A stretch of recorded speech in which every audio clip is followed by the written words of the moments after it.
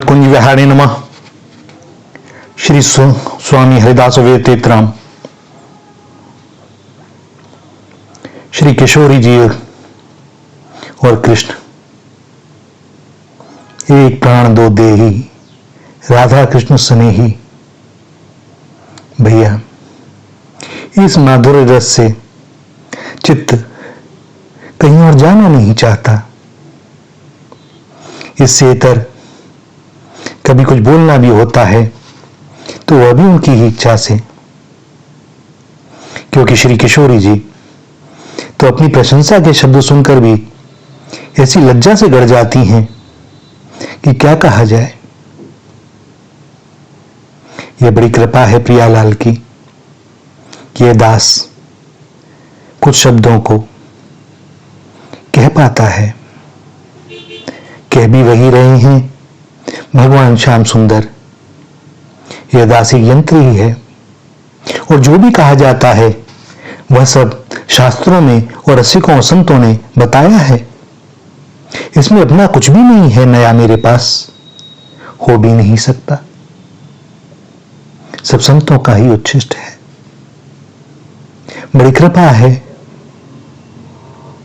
श्री प्रियालाल की और उन रसिकों की जो अपात्र होने पर भी इस दास को दुलार करते हैं, इससे स्नेह करते हैं, कृपा करते हैं। श्री राधा और श्री कृष्ण, इनका संबंध अनिवर्चनीय है। इन्हें कोई शब्द दे तो कैसे, केवल शाखा चंद्र न्याय से ही इंगित किया जा सकता है। शाखा चंद्र न्याय, जिस प्रकार द्वितीय का चंद्रमा किसी को दिखाना हो और उसे आकाश में नजर ना आ रहा हो, तब संकेत करके उंगली का उससे कहा जाता है वह देखो सामने जो वृक्ष है ना, उसकी उस शाखा से थोड़ा सा ऊपर। और इस प्रकार वह व्यक्ति उस चंद्र को देख पाता है। तो केवल संकेत मात्र है, शाखा के ऊपर चंद्र नहीं है, चंद्र तो बहुत दूर है हुआ। और इस संकेत से कई बार जिन विषयों पर बोला नहीं जा सकता, संकेत मात्र किया जाता है और संकेत से ही समझा जाता है। बाकी जितनी जिस पर जैसी कृपा, उतना वह हृदयंगम कर पाता है। राधा और कृष्ण, इन्हें एक भी नहीं कहा जा सकता, क्योंकि इनकी पृथक प्रतीति है। और वे पृथक भी नहीं है, क्योंकि श्री राधा से भिन्न कृष्ण की और कृष्ण से भिन्न राधा की स्वतंत्र सत्ता है भी नहीं। यहां यदि कृष्ण चकोर हैं तो राधा चकोरी हैं। कृष्ण यदि चंद्रमा हैं तो राधा चांदनी है।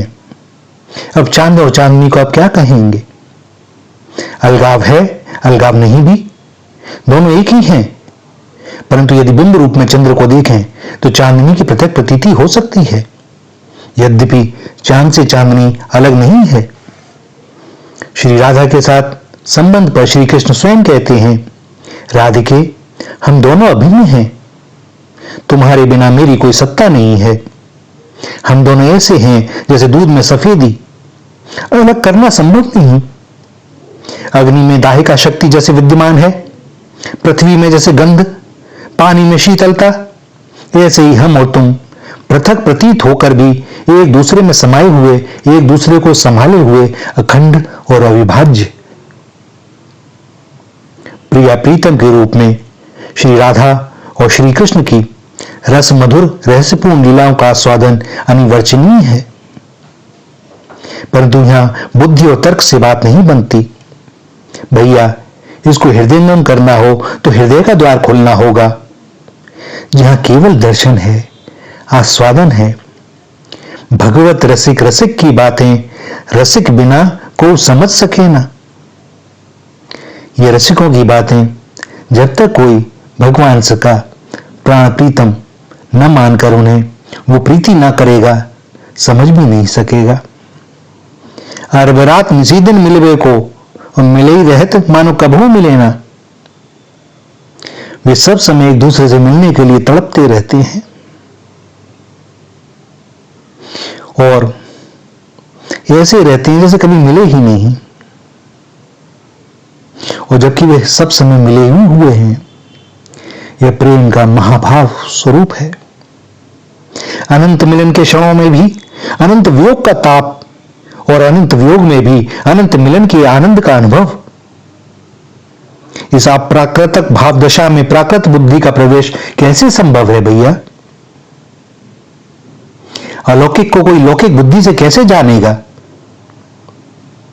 भगवान श्री राधा कृष्ण की एक प्राण दो देह की झांकी पार्वती और शिव की अर्धनारीश्वर जैसी नहीं है। भगवती पार्वती और भगवान शंकर की झांकी में तो आधे आधे का विभाजन है। इनके पीछे कोई सूत्र है, सिद्धांत है, मान्यता है। यह विभाजन गणित की तरह है, आधा आधा, थोड़ा भी कम ज्यादा नहीं। कुछ ऐसा जैसा कि पत्नी को हमारे यहां अर्धांगिनी कहा जाता है। आधी पत्नी आधा पति मिलकर पूरे होते हैं। जो भी हो, पार्वती और शिव के स्वरूप में प्रकट अर्धनारीश्वर की धारणा के पीछे सहजता नहीं, उन्मुक्तता नहीं, एक कसाव दिखता है। परंतु एक प्राण दो देह में तो कृष्ण पूरा ही मिट जाना चाहते हैं, समा जाना चाहती हैं राधा में, और राधा भी कृष्ण में समाकर एक हो जाना चाहती हैं। दो देह दिखते तो हैं अलग, परंतु एक दूसरे को लिए मिट जाने को व्याकुल। यहां आधा आधा नहीं, समग्र का ही विलीनीकरण है। एक बार प्रीतम श्याम सुंदर के विरह उन्माद में निकुंज में अचेत पड़ी श्री राधा का समाचार कृष्ण को मिलता है तो उन्हें लगता है कि यह कोई दूसरी राधा होगी। उनकी राधा तो उनके पास है, वह तो उनका ही स्वरूप है, उनके बिना तो कृष्ण का अस्तित्व ही नहीं। फिर यह दूसरी राधा कहां से आ गई? कहीं कोई षड्यंत्र तो नहीं? और तब कृष्ण अपनी राधा को संभालने लगते हैं। ऐसे ही आशंकित कृष्ण ने राधा से एक बार कहा, किशोरी, क्यों बोलते हैं लोग ऐसा कि मैं तुम्हारा प्रीतम हूं और तुम मेरी प्रेयसी हो? मुझसे तुझे क्यों अलग करना चाहते हैं? तुम मेरा प्राण है, मैं तेरा प्राण हूं। या फिर कोई कहता है कि तू मेरी है और मैं तेरा हूं। ये बातें मुझे बिल्कुल अच्छी नहीं लगती। हमारे तुम्हारे बीच युष्मद अस्मद का प्रयोग सर्वथा अनुचित है। मैं और तू का भेद है नहीं। जो मैं हूं वही तू है, जो तू है वही मैं हूं। यहां भेद की कल्पना भी अपराध है। राधा कृष्ण के बीच यदि कोई भेद बुद्धि करता है तो उसे नारकी गति मिलती है। एक भाव दृश्य देखें। श्री राधा और श्री कृष्ण के बीच संवाद नहीं हो सकता, क्योंकि संवाद के लिए कोई दूसरा तो चाहिए, और दो के बिना संवाद हो कैसे? ऐसा भी नहीं कि राधा ने संवाद न करना चाहो हो, परंतु उनके बीच संवाद संभव नहीं। कृष्ण वापस लौटने का आश्वासन देकर अक्रूर के साथ मथुरा चले गए। भोले भाले ब्रजवासियों को समझा गए, आऊंगा परसों, और कभी न लौटे वापस। बड़ी प्रतीक्षा की वृंदावन ने। तड़पने लगी राधा प्रीतम श्याम सुंदर के लिए, और जब विरह वेदना सीमा के पार हो गई तो प्रीतम श्याम सुंदर को राधा जी पत्र लिखती हैं। यद्यपि यह पत्र कभी भी लिखा ना जा सका। वही बाधा यहां पर भी। कौन लिखे, किसे लिखे? दो हों तब न लिखें एक दूसरे को। फिर भी लिखा पत्र राधा ने, और ऐसा पत्र लिखा कि आज तक इस संसार में ऐसा पत्र किसी ने लिखा ना होगा। श्री राधा कहती हैं ललिता सखी से, सखी यह कैसी भूल भई, लिखन लगी पाती पियकों, ले दाड़िम कलम नई, भूली निज स्वरूप हों तुरत ही बनी घनश्याम गई, बिरह बिकल बोली पुकार हा राधे किथे गई, पाती लिखी प्रिय हृदयेश्वरी सुमधुर सो रसमयी, प्राणाधिके बेगी आवो तुम नेह कलह विजयी, ठाड़े भय आए मनमोहन मोतन दृष्टि दई, हंसे ठटाए चेतना जागी, हों शरमाए गई। अरे सखी, मुझे क्या होता जा रहा है?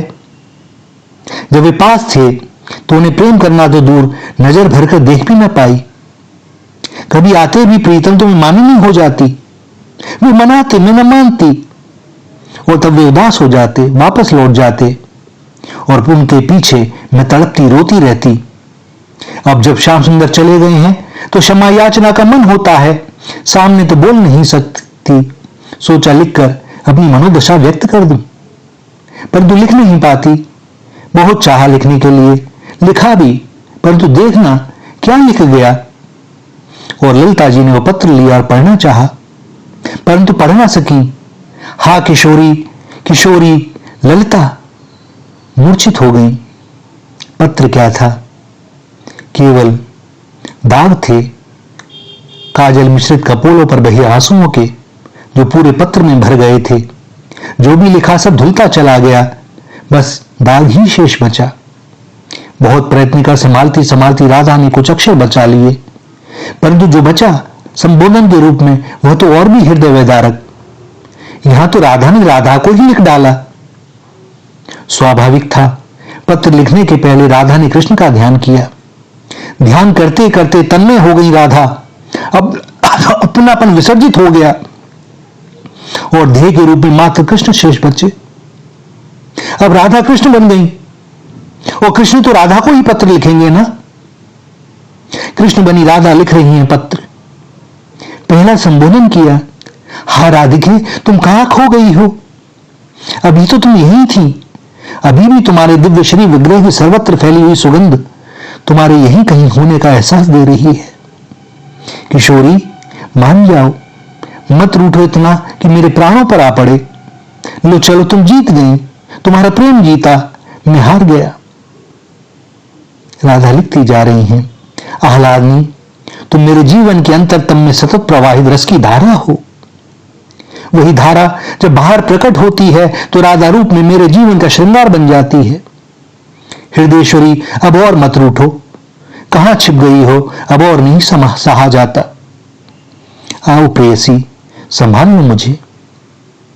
और ऐसा लिखते लिखते राधा निकुंज में एक शिला पर बैठी बैठी अचेत होकर दूर जा गिरी। गिरी नहीं, गिरती कैसे? गिरते गिरते तो कृष्ण ने संभाल लिया उन्हें। किशोरी, किशोरी, होश में आओ किशोरी, तुम राधा हो। राधा, मेरी आह्लादनी शक्ति, मेरा जीवन, मेरा प्राण, मेरा सर्वस्व। और प्रीतम कृष्ण के आंखों से भरे आंसुओं में श्री राधा का विग्रह भीग गया।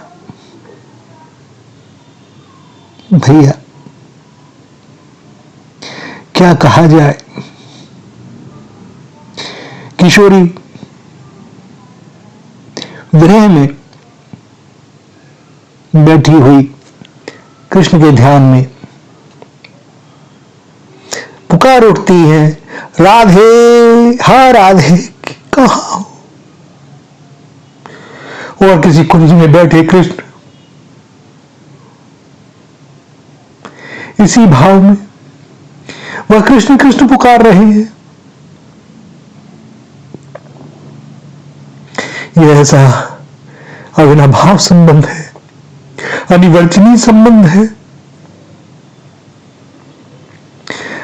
जिब्वा से कहा नहीं जा सकता, लेखनी से लिखा नहीं जा सकता। श्री प्रियालाल की कृपा से, रसिकों की कृपा से, संतों के श्री चरणों की कृपा से, ब्रजरज की कृपा से इसका आस्वादन ही किया जा सकता है, और वह भी प्रेम भूमि श्री धाम वृंदावन में। अन्यत्र यह रस दुर्लभ है भैया, दुर्लभ है। गोपेश्वर इसी रस के आस्वादन के लिए यहां बैठे हुए हैं। नारायण ब्रज भूमि को न नवावे मात, जहां आप गोपी भय श्री गोपेश्वर नाथ। वे जब से ब्रज में आए वे भी नहीं जा सके, खोए हुए हैं। बस ऐसे ही रसिक खो जाते हैं।